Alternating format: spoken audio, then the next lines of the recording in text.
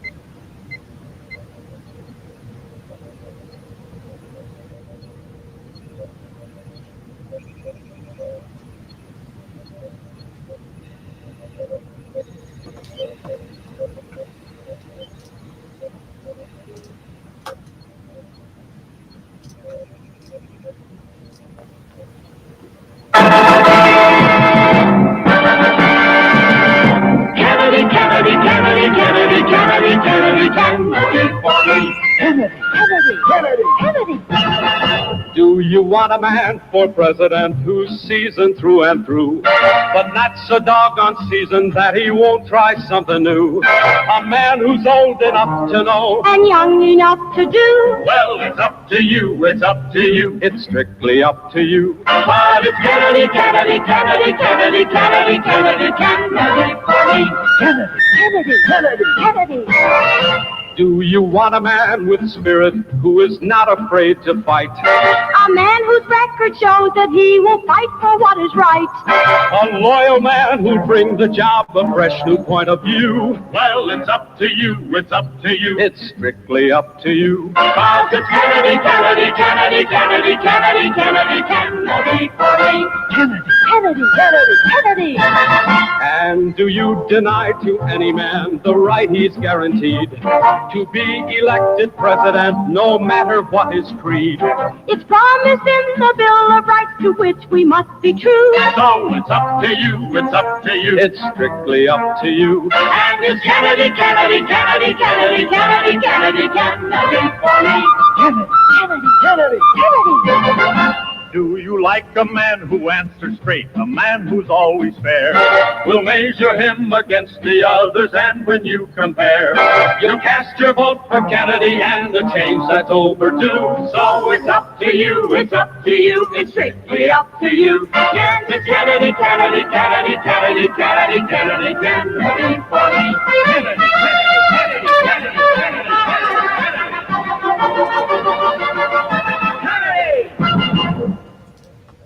Welcome, welcome, welcome from my humble second bedroom. I forgot to put the mic in front of my face. Isn't that terrible? What a professional. What a professional. Welcome, welcome, welcome from my humble second bedroom here in the Saucon Valley, part of the Lehigh Valley in the Commonwealth of Pennsylvania, part of these United States, North American continent, Western Hemisphere. On this planet Earth, the only one we have third rock from the sun in the Terran solar system, part of the Milky Way galaxy. This is TKE tonight, the Kennedy Effect tonight for the 29th of July, 2024. I am still kind of doing some quick Facebook sharing. I have a feeling that not all of these are going to go through, but let's hope so. I'm sure I got blocked somewhere along the way and I didn't know it. We've shared the program to 102 different places on Facebook. We hope that you are one of them. Welcome, welcome, welcome. Thank you for being here. Our weeknight program has returned, and we are very, very honored, humbled, and thrilled to be with you. If you are wondering why I am a little verklempt, I guess, because I was rushing a bit late. Not late getting here so much, but just late. These are first world problems. Yeah. These are first world problems. But it is, it's a pretty darn quick turnaround to get home at about 6, walk the dog, try and shove some food in my face. Not that I need it. That's why I keep the camera up here. I'm not trying to raise the roof. That's why I keep the camera pointing so you don't see what's down here. So there's that. And then come right up here. And then pretty much by the time I'm done, I really should go to bed if I have any hopes of getting, I think, even 7 hours of sleep. It's a first world problem. I'm not here to tell you that I'm special. I'm not really here to complain. I love what I do, and it continues to grow, and I'm very happy to be here with you as always. It is Monday, July 29th, 2024. Let's get through the business end of the program. We are live right now on Facebook. My Facebook. My name is right there in the, what I think for you is the bottom left-hand corner. Come to my Facebook. You can watch live there, enter your comments, questions, and so on. We are live on our Twitch, which I probably should really put the Twitch. Well, I guess if I put the Twitch in the chat, nobody's really going to see it. It's kind of an interesting thing. It's almost like a tree falling in the woods, huh? Like if I put the Twitch in the chat and you're already in Twitch, you would see it. But if you're not, anyway, regardless. We are live on Twitch. We are live on our YouTube channel, That Other Side of Information. We are live on our Facebook group, That Other Side of Information. I have been allowed to share the program to, I think, at least 102 places tonight. Before I either got stopped or I'm not entirely certain, but I made it out to about 102 places. As always, the crappy bit of the program, the kind of solicitation part of the program, is that we ask all of you to please, whatever is appropriate for whatever particular different social media platform. I just realized I should probably do this button. I look a little sloppy, don't I? I should try to maintain some type of decorum here, shouldn't I? Maybe this button, if I can get it. Yeah, well, now I look like I have a shirt up to my neck. Anyway, whatever particular social media platform, whatever is appropriate for that one, like, subscribe, follow, share. They all have a different sort of thing. I very much hope that you will do that for us on all of our different social media platforms, both for me and, of course, for GCPR, Ghost Claw Productions Radio. We are live right now on GCPR.live, which is brought to you through a website called Voscast and an app called Shoutcast. The video portion of the program all over Facebook, YouTube, LinkedIn. I keep forgetting to mention my LinkedIn. We get very good traction on our LinkedIn page. I'm not exactly sure why. It's not exactly the kind of forum for what we do, but we seem to do quite well on LinkedIn. It's a very interesting thing. I'm not sure how that works, but it's working, and I'm glad for it. If you are on any of those platforms, I would ask you to please like, share, follow, subscribe, whatever is appropriate. If you want to find me on LinkedIn, you can. Of course, I knocked that. I got to knock it once. A show. Find me on LinkedIn. Find me on Facebook. Send a friend request. Come to our Facebook group page, That Other Side of Information, and begin following it. Become a member of it. All things surrounding the Kennedy Effect and TKE tonight. Quick reminder before we get into anything else. Coming up after us promptly at 9 p.m., only 50 minutes from now, Cold Dead Hands with Ben and Brett. And then following them at 11 p.m., Conversations with T. Nathan from 11 p.m. Eastern Time. A very busy night on GCPR.live. GCPR.live. Very busy night. Us, Cold Dead Hands, T. Nathan. 8, 9, and 11. And we hope that you will be part of it. Straight in to it, there's a particularly long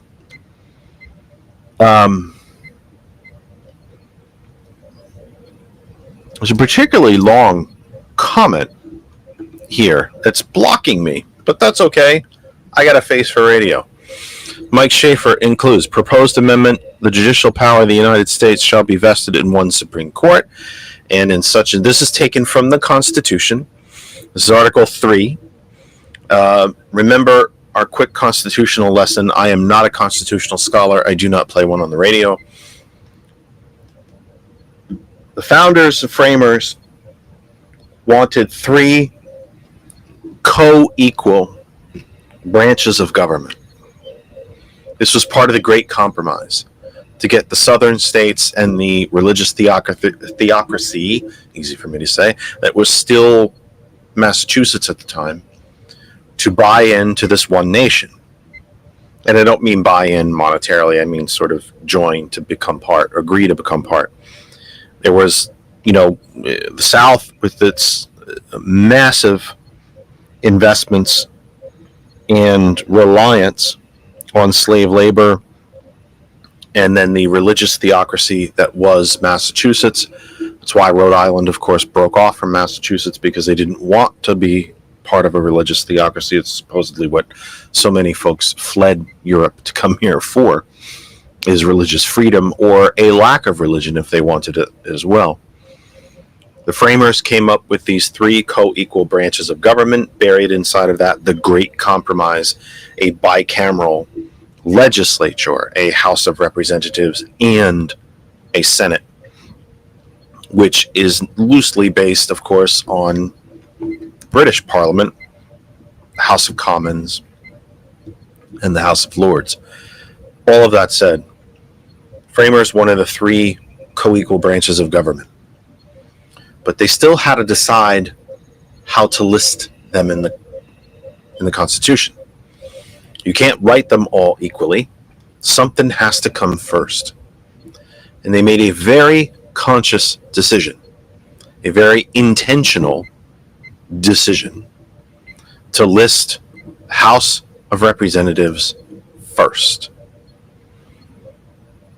That this American House of Commons, if you will, would be the first among equals. There is a reason why the House of Representatives is where all spending legislation must originate.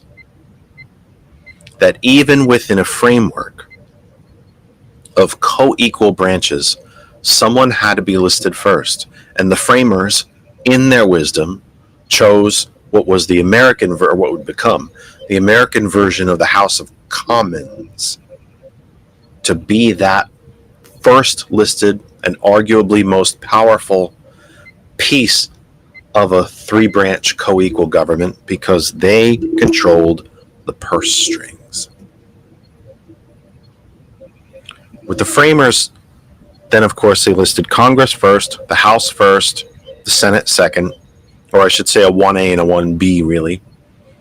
The executive branch was outlined in Article 2, and Article 3 was the judiciary.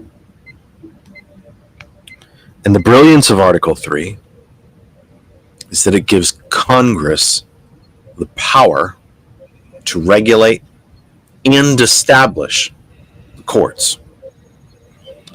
Now, in the comment that I had up here briefly, it takes quite a bit of the screen, so let me just do this very quickly again. Judicial power of the United States will be vested in one Supreme Court and in such inferior courts as the Congress may from time to time ordain and establish. It gives Congress primary and direct control over the courts. The ability to not just regulate the courts, but establish courts. 7 times in our history, we have changed the number of justices on the Supreme Court. This is not new. It's also not unheard of. It's also not unconstitutional. Now, we're going to get into the changes that President Biden would like to make regarding the courts.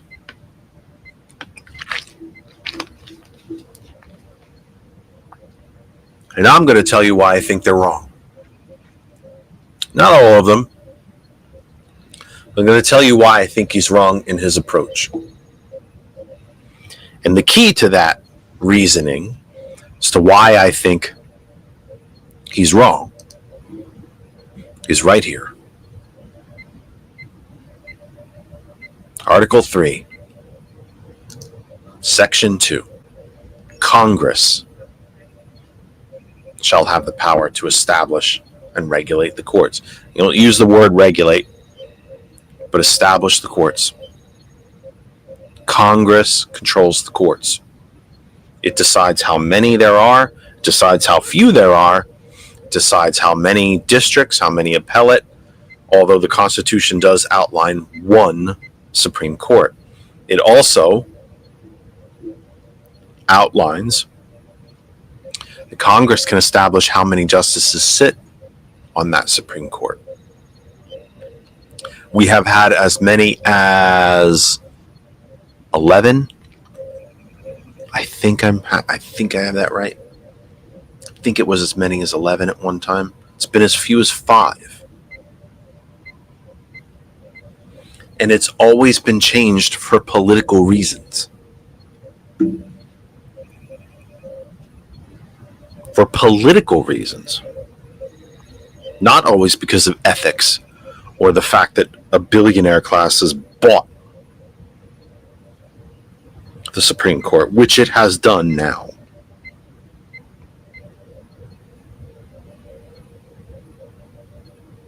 But it's because there needed to be, it was changed for political reasons. I think the most famous change, likely, was after the Civil War, when a Republican Congress, everybody remember when the Republicans were the ones that freed people and promoted democracy? Remember them? It was many moons ago. It was the 1860s. It's not actually really all that funny, but it's It's 140 years ago, when it was the Republican Party that freed people, pushed free, encouraged freedom.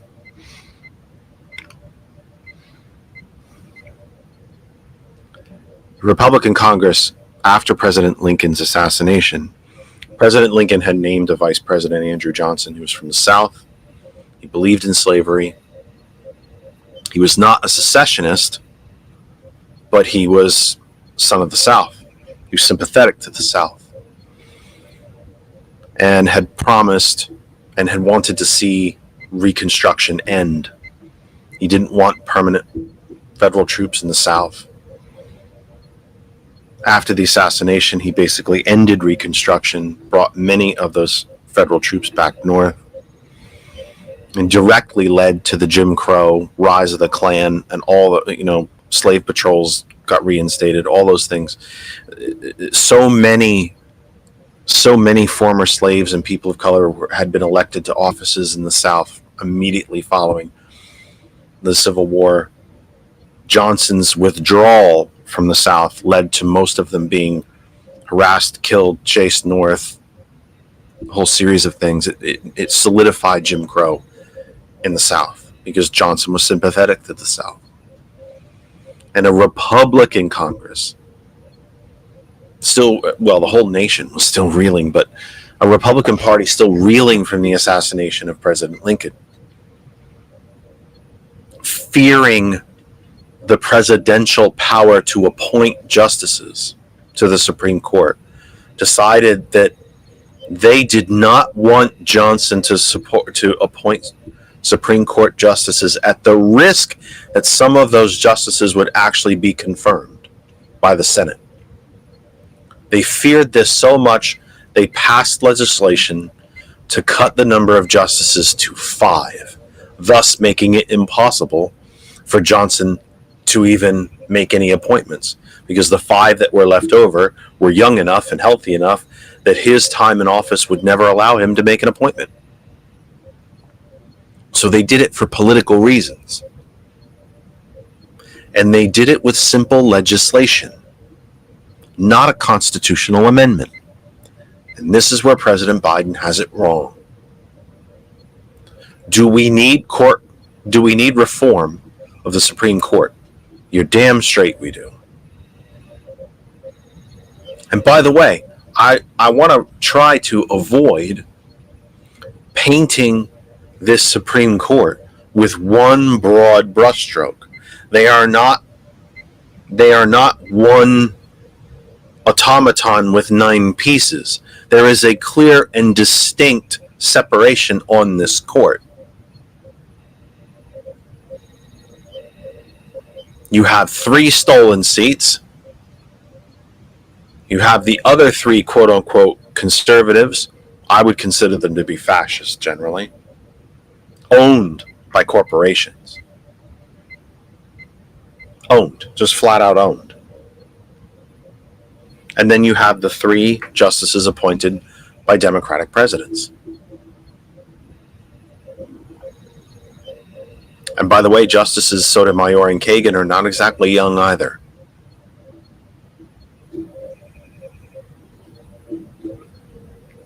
So here's where the president, I think, has it wrong. Some of the changes that he wants to see require a constitutional amendment to change the Constitution, to change the rules that govern the court. Most specifically, term limits. One of the checks and balances that the judiciary has over the other 2 branches is that those appointments are for life. If you are appointed to be a federal judge, you can die in that position if you choose to. And let's remember, back in that time, a life appointment meant maybe into your 60s. Lifespans simply weren't the same back then. Although much like today, if you had money, you probably lived longer because you could see a doctor. But that said, a good lifespan was your late 50s, early 60s. You had to believe Benjamin Franklin lived till he was 83, which was extraordinary for that time. So the lifetime appointment was meant to be a check and balance by the court, or for the court, on behalf of the court, over the other two branches. Because the House of Representatives, you have to run for re-election every 2 years, the Senate every 6, and the presidency had 4-year terms. The lifetime appointment is a check by the judiciary over the other two. President Biden is suggesting that be changed, that the justices be given term limits. I don't disagree with him. I just know it's never going to happen. Because you'll never pass a constitutional amendment in this country, in the current climate, political climate, social climate that we are in order to have such a change take place. It simply isn't going to happen. I take you to the Associated Press, my new go-to. The headline of the article: Biden proposed, past tense because he did it earlier today, enforceable ethics code and term limits for the Supreme Court. How might that work? Is the question within the headline. The article is written by Lindsay Whitehurst of the Associated Press. Lindsay Whitehurst of the Associated Press. All due credit to her and her authorship of this piece that we borrow here now on TKE tonight. Dateline Washington. President Joe Biden on Monday, today, earlier, proposed major changes for the U.S. Supreme Court: an enforceable code of ethics, term limits for justices, and a constitutional amendment that would limit the justices' recent decision on presidential immunity. Now, all of which I agree with. All of it. All of it. I agree with all of it. Justices now can live because they're wealthy people. Some of them in more ethical ways than others. They have the best of healthcare. They can live into their 80s and 90s. These are lifespans that the framers never comprehended. So even though that lifetime appointment is a check and balance against the other two branches, I don't think the framers ever conceived that our lifespans would stretch into the 80s and 90s. And that, according to the Constitution, even in poor health at age 95, a justice could continue to serve. They serve until they retire, die, or are impeached. And to the best of my recollection, a Supreme Court justice has never been impeached in the history of our country. In fact, I think it's less than a dozen judges, federal judges in total, have ever been impeached. So what the president is proposing here makes perfect sense to me. I support it. Here's where he's wrong. Implementing term limits on the Supreme Court would require a change to the Constitution. That is never going to happen in this climate, in this current political climate, especially when the 30 to 40% hard right people in this country would just as soon shoot me because I'm a member of the Democratic Party as they would be welcome to shake my hand or even figure out who I was. They would shoot me, Kristen, and the dog before ever asking questions. In that climate, a change to the Constitution is simply not going to happen. It is not. And the majorities in both houses of the legislature, i.e. Congress, that are needed to pass an amendment and start the amendment ratification process is not going to be there. The numbers are very much against Democrats in this senatorial election cycle. A third of the Senate is up for re-election, 27 of which, or is it 24?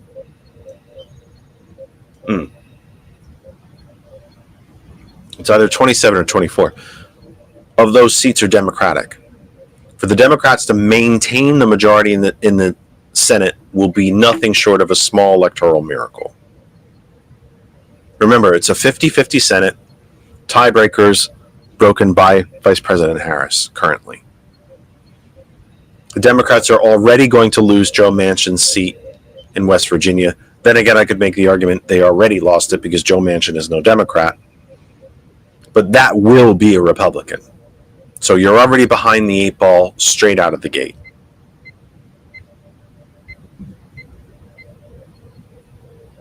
But anyway, I agree with the president that the Supreme Court's decision about presidential immunity is, by the letter of the Constitution itself, unconstitutional. What only makes it constitutional, if you will, is that the Supreme Court decided it. The Supreme Court is the court of last resort. If they decide that something is or is not in line with the Constitution, there's nowhere to go from there. The only mechanism that our system allows is to change the Constitution. So when the president offers or proposes that we change the Constitution, well, wait, let me back up. When the president, my wires are all tangled. When the president proposes that we change this decision on presidential immunity, just decided by this court about a month and a half ago, the only way to do that is to change the Constitution.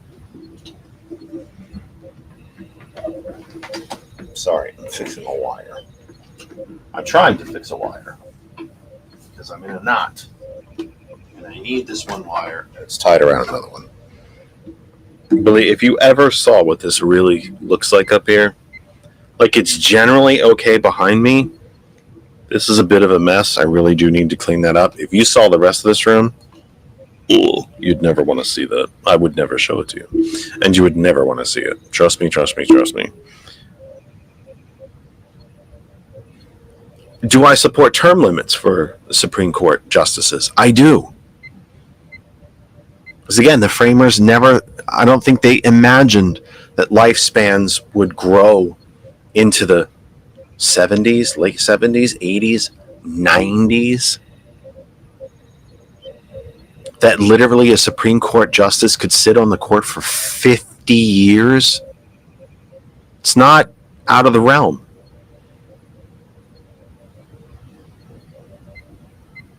But again, that has to be done by amending, changing the Constitution.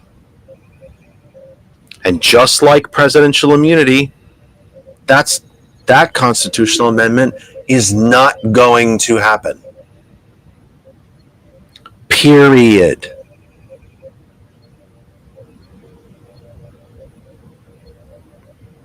Now, the Code of Ethics an enforceable code of ethics can happen. Not only should it happen, it can happen. And it could happen tomorrow.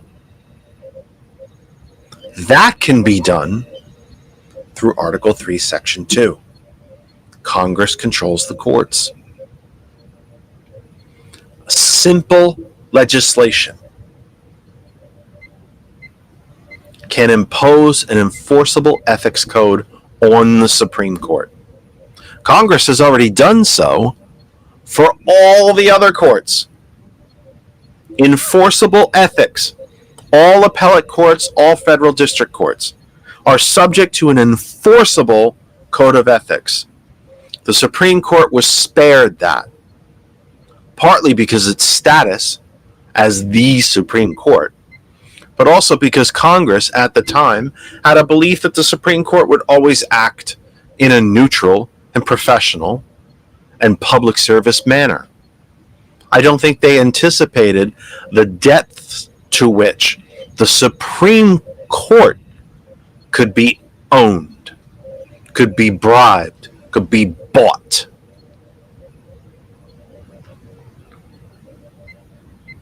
Look, I think Justice Alito and Justice Thomas have a tremendous amount of hate in their heart. I think they hate Democrats. I think they hate liberalism. I think they hate progressivism.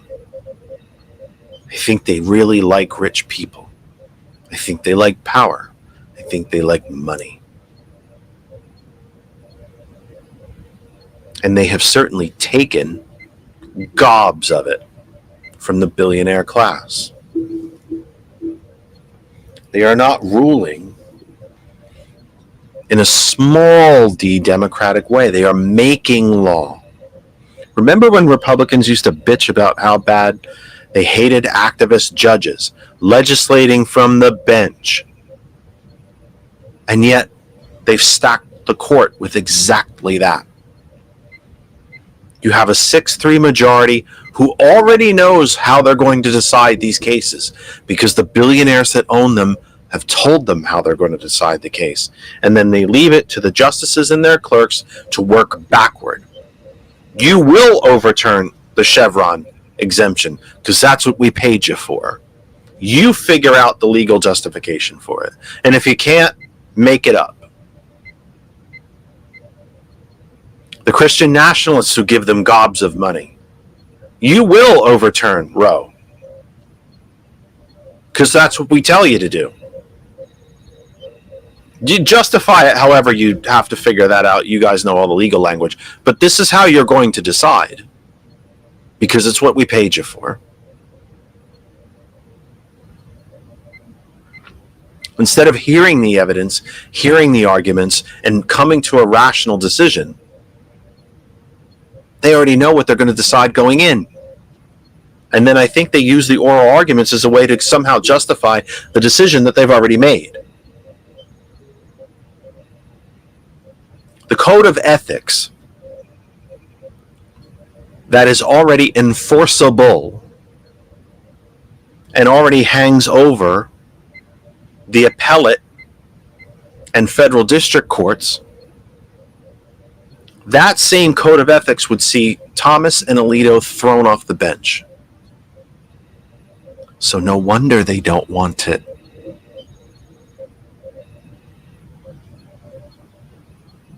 If that same code of ethics was applied to them, they'd be out of a job. So no wonder they don't want it.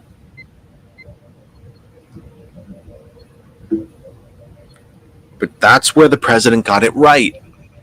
That code of ethics can be done by simple legislation because the Constitution gives Congress the power. And even if the billionaire class sued to the Supreme Court to decide whether the code of ethics put over it was constitutional or not, Congress can still circumvent the Supreme Court by adding in what's called judicial exclusion. This legislation shall not be subject to review by the Supreme Court. We've done that before too. I don't want a Supreme Court that has to constantly be circumvented, but that's the one we have, because it is not an impartial judiciary body. It is a billionaire-owned subdivision of our government. Let me return to the article, again written by Lindsay Whitehurst of the Associated Press, written earlier today. There's almost the second paragraph I'm at, by the way, if you want to follow at home. You can make fun of my reading and correct me when I make reading errors. There's almost no chance of the proposal passing a closely divided Congress with Election Day looming. We are 99 days, by the way. I'd say 98. Monday's basically done. We're 98 days away from the end of this election cycle, by the way. But the ideas could still spark conversation with public confidence in the court hitting an all-time low amid ethical revelations about some justices. That would be Alito and Thomas. And Kavanaugh, by the way. A man who was over $400,000 in debt. Got nominated for the Supreme Court by Trump, and magically his debt disappeared literally overnight. Who paid his debt and what happened to it has still never been fully vetted or investigated. Back to the article. It also comes against the backdrop of a contentious presidential election and growing, big D, Democratic outrage about recent decisions from the conservative majority court. Here's a look at how the ideas, how they might work, and that was a bad grammar right there. I'm reading it word for word. The grammar is terrible right there. Here's a look at the ideas, how they might work, and the possible stumbling blocks. How would justices be term limited? Limiting how long justices serve on the nation's highest court has broad support among Americans, polling indicates. A poll from the Associated Press for Public Affairs and the NORC Center for Public Affairs Research in July 2022, this is already a 2-year-old poll, found 67% of Americans support a proposal to set a specific number of years that justices serve instead of life terms, including 82% of Democrats and 57% of Republicans. A plurality of self-identified Republicans believe that the Supreme Court should be term limited. There's a big problem. The Constitution gives federal judges lifetime tenure, unless they resign, retire, or are removed.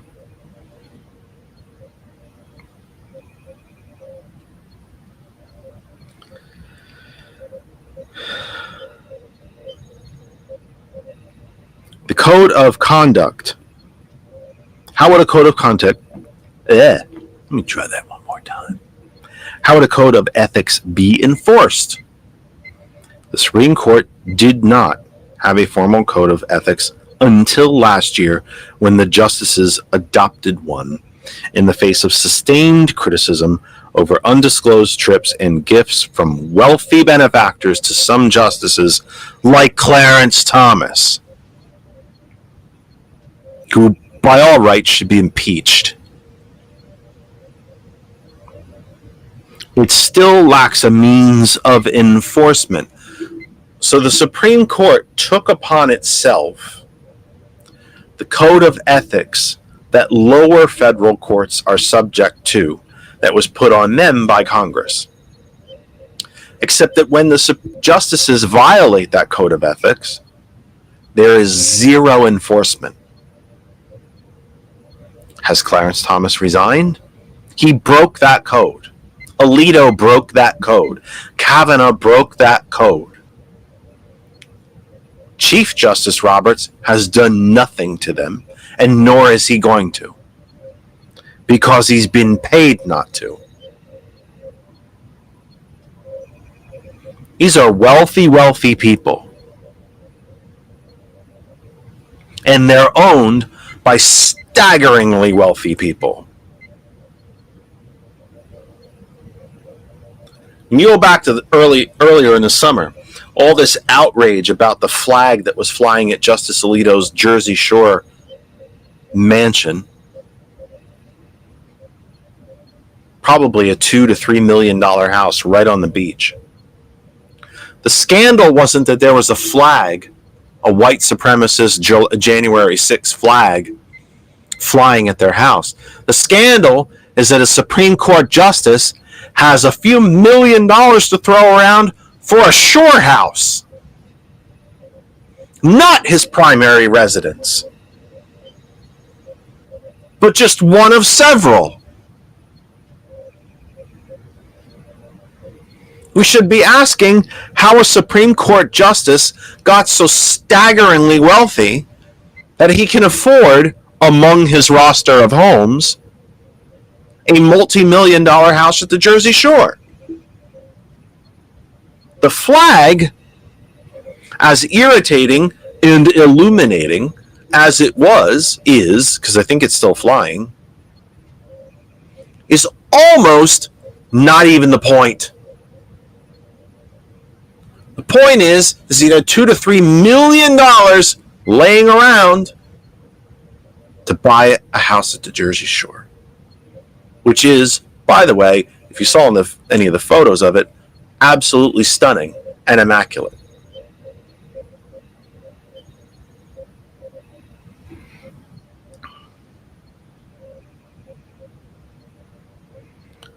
Section 3 of the article. What about presidential immunity?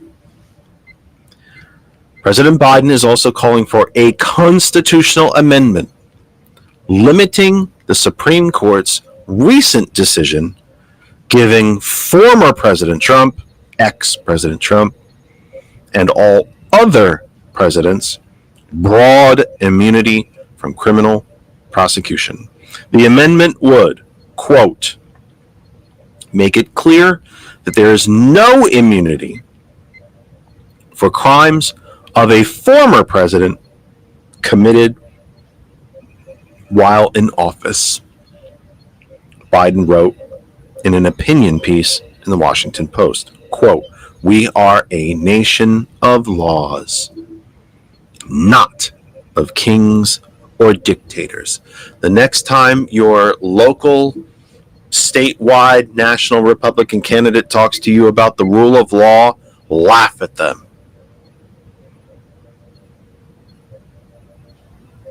Because they don't care about the rule of law. They care about power and money. The law is something that they use as an argument to hide what they're already doing and to use as a club to bludgeon you with. Money and power allows you to break an awful lot of laws and never get questioned about it. You and I, the 99% of this nation, could never even contemplate getting away with some of the things that these justices have already done and continue to do. And the things that ex-President Trump did and continues to get away with.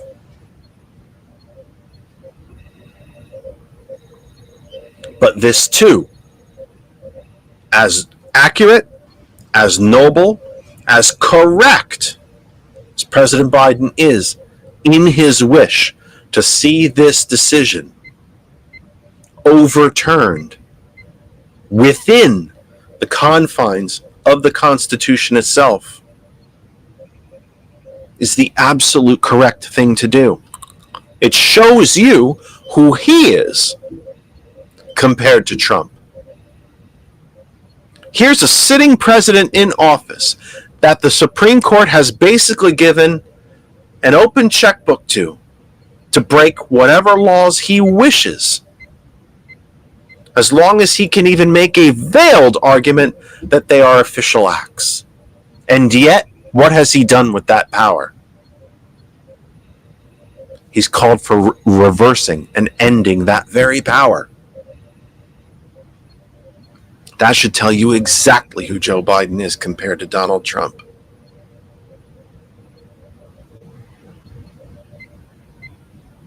Is Trump trying to tell you that the only way he can lead is with immunity? What it shows you is that he is planning for another 4 years of law breaking.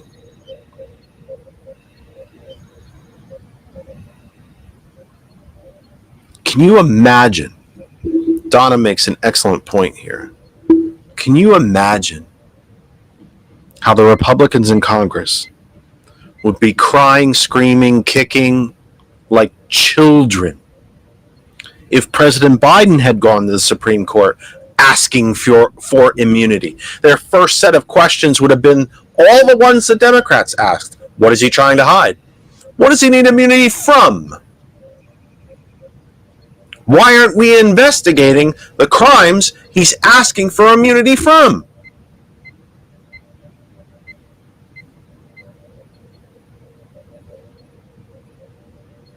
Trump doesn't want immunity to govern better.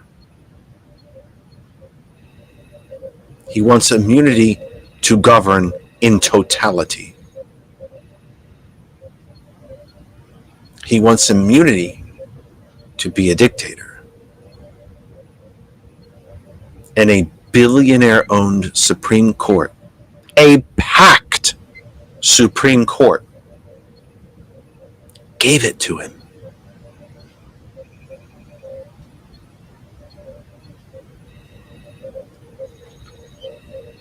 I have told you before on this program, I have an idea for what to do with the Supreme Court. And Congress can do it through simple legislation. 1, the ethics package should be passed and forced on the Supreme Court. Simple piece of legislation, simple majorities in the House and Senate, signature of the president can get that done. But it won't happen if Democrats do not have a majority in the House, the Senate, and if Kamala Harris does not win the White House. It'll never happen. There will have to be Democratic majorities in the House and the Senate, and Vice President Harris will have to win this election. Second thing I would do, again, simple legislation is all that is necessary. Simple legislation. And this is the one that I know that people kind of roll their eyes and think, that's nuts. Hear me out. There are 9 justices now. And I believe that you should always have an odd number. And there's only ever been odd numbers, except in cases of illness, so that there can be majority decisions. 5-4, 3-2, 4-3. I would have 39 times 4 is 36, last time I checked. I would have 4 full rosters of Supreme Court justices, plus 1. 37 Supreme Court justices. And then, every time a case came to the court, they pick balls, ping pong balls out of a fishbowl. The first 9 can sit on that case, so that no one knows what the makeup of the court will be. No one can predetermine. No one can go searching for that baker who doesn't want to bake a cake for a gay couple, so that the Koch network can sweep in and pay for all of their lawyers, or the Christian nationalists can find one woman who's pissed off about mifepristone, probably said that wrong, and throw millions of dollars at her to take a case all the way to the Supreme Court, just so the Supreme Court can already know how it's going to rule and then move backward from that to justify it. That's what these cases are. Chevron was not brought to the Supreme Court because corporate America had a legitimate disagreement about Chevron.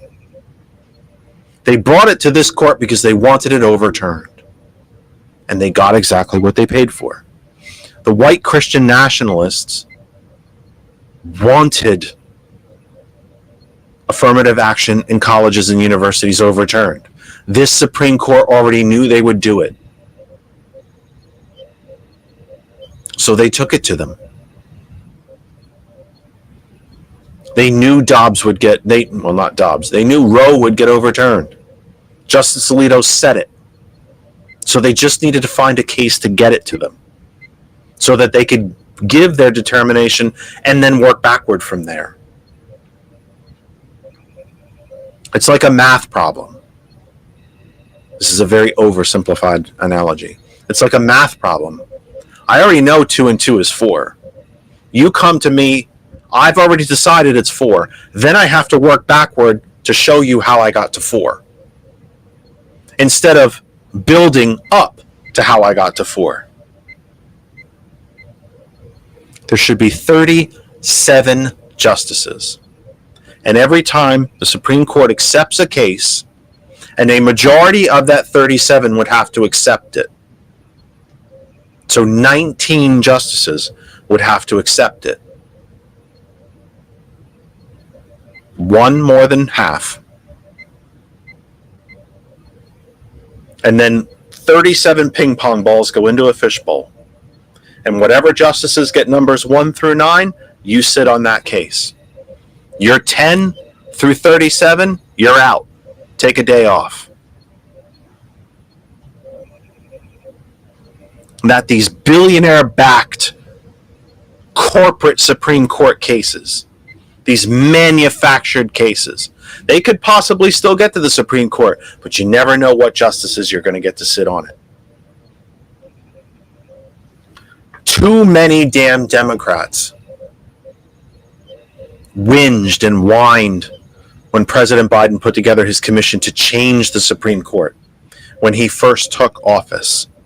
The overwhelming pressure, and I was part of it, to try to get this president, President Biden, and a Democratic Congress, House and Senate, to increase the number of justices, to allow President Biden to appoint all of them, to take it from 9 to 13.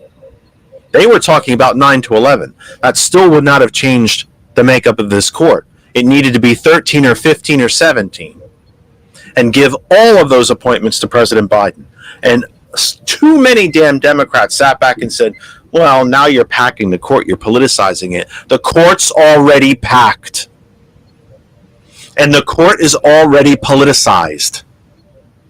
This is not an independent judicial review panel.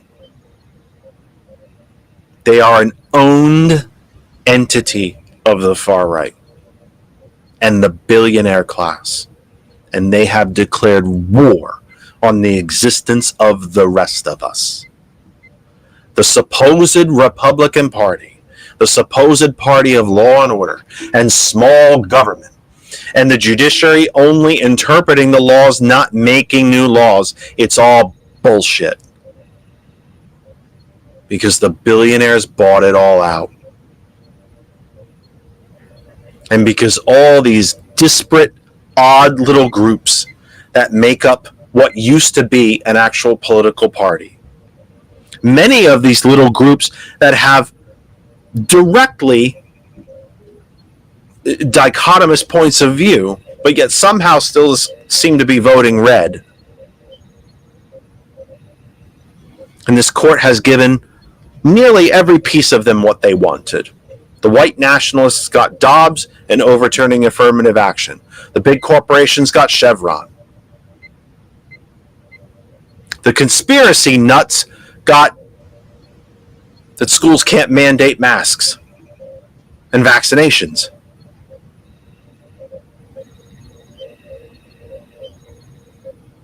37 justices.